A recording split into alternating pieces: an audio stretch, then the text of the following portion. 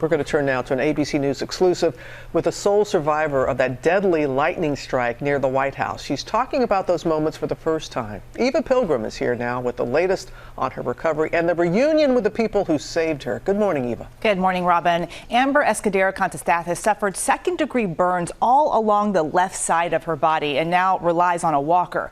She says she doesn't remember much about the lightning strike, but she hasn't forgotten the care she received as she spent 5 days in the hospital recovering, or the strangers she says saved her life. I don't feel good about being the only survivor, that's for sure. I'm grateful, but I just don't feel good about being the only one. It happened right across the street from the White House. 6 lightning bolts seen in this footage strike within half a second, hitting 4 people, including Amber Escudero-Kontostathis. I was just surprised to learn that I was struck at all. I didn't really fully comprehend it at first. Amber was in Lafayette Square doing fundraising work for the International Rescue Committee, waiting on her husband to pick her up for dinner to celebrate her 28th birthday. But as that storm rolled in, she and 3 strangers took shelter under a tree. I always thought like a tree would, if it were hit by lightning, would catch on fire and you'd run from the fire. But there was no time. The lightning killing 29-year-old Brooks Lambertson, who was in town on business, along with James and Donna Mueller, who were celebrating their 56th anniversary. Amber, the sole survivor. I don't know why I survived.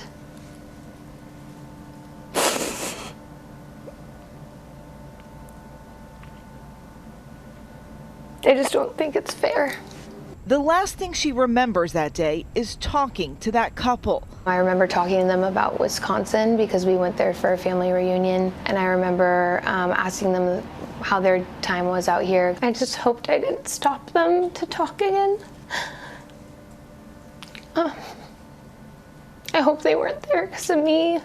One thing Amber thinks may have helped her shoes. I was wearing my platform sandal Doc Martens that have humongous rubber soles.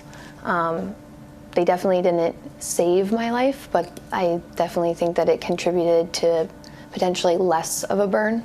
Today, she keeps those shoes close, so close she wore them to our interview. We got the chance to be there for the reunion with the 2 Good Samaritans Amber credits with saving her life. Hi, I'm Jessie. Can I give you a hug? Amber, yes, please. Hi. Nolan Haggard and Jesse Bonte traveled from Texas back to D.C. to meet Amber for the first time. The emergency room nurses immediately performed CPR alongside Secret Service agents. I worked on all 3 other people, and she worked on you and a couple of others because we had to move around. I got your first pulse back. I got it back on you twice. I mean, I remember holding your hand and you like gripping it really tight, and you lost your pulse again. Amber grateful for the chance to thank them. If it weren't for all of you guys, I wouldn't be here. I owe you everything. I'm just so grateful for you guys. She's learned not to take even the smallest things for granted. I died and came back, I think. I don't think I had a heartbeat for some time.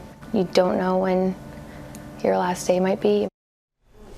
What she does know is she is lucky and grateful to be alive, and despite her near-death experience, she continues to help others. Even though she can't go back to work yet, she's continuing to fundraise for charity online. Guys, she is a special young woman. Eva, thank you so much. And Ginger, so many people think they're doing the right thing by taking cover under a tree, and that can be so dangerous. It's one of the biggest misconceptions. Trees are not your friend with lightning. Amy knows this from your personal experience. We see this year after year. People go under there because it's raining and they think it's the tallest object, that it's safe. It is not, because trees do often get struck. And here's what can happen. I want to bring you to this. So you see the lightning striking. If the tree gets struck, what can happen is it can conduct electricity, and it doesn't go deep into the ground. It can actually spread out. Wow. And that ground current can impact everybody around. And it can actually also, the charge from it could jump from tree to person. So I don't know where she was in relationship to the tree and the other people. Perhaps she was farther away. It was less of a charge. But also, thank goodness that those nurses were right there. Yeah, and is it the roots? Does it go down? And so it actually will, it can, but it's mostly the ground. It will go right along the ground. And so anybody that is near the tree is more at risk than you would. The biggest thing is, when you hear thunder, go inside. Don't mess with lightning. That's how you stay safe. Yeah, but you said that's the biggest misconception, because so many people believe that's what you're supposed to do. Right, no, get away from the trees for sure. So important for the summer. All right, Ginger, thank you so much.